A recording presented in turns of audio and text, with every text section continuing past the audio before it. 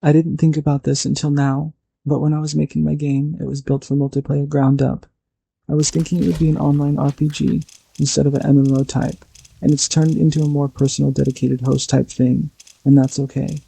My point though is, I think I've been playing the MMORPG model for so long now, about 20 years, that games that function otherwise are a bit foreign to me. I conceptually am shackled pretty hard in this sense. When I think about just a few of the games that enamored me as a child, Croc, Legend of the Gobbo, Jet Force Gemini, A Link to the Past, Contra, Paperboy, Bomberman, Twisted Metal, Smash TV, Fighting Force, fucking Future Cop LAPD, and so many more. I don't even remember thinking about leveling up, or classes, or skill trees. It doesn't feel like I did anyway. You get served this zone, and that zone, at the corresponding levels. Yada yada, theme park MMOs.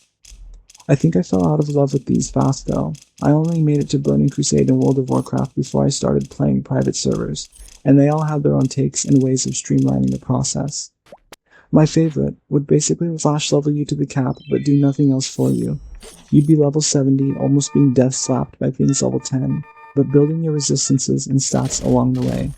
Then you'd slink over to Sunken Temple, can't remember why it was the most popular for this server, could have just been the community itself, and get your early gear before heading into the Burning Crusade content. This kind of showed me that levels can be a very arbitrary thing, and a game can present such conditions that even if the overarching requirement is met, subcategories could result in a more nuanced approach to how the game is played, and you shouldn't necessarily be tied or restricted to content solely because your level is too low or too high.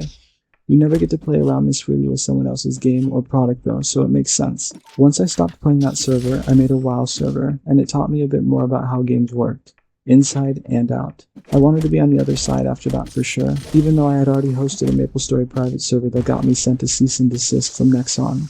The first thing I did when I booted up my Wrath of the Lich King World of Warcraft private server was head over to the fabled Game Master Island, out in the middle of nowhere.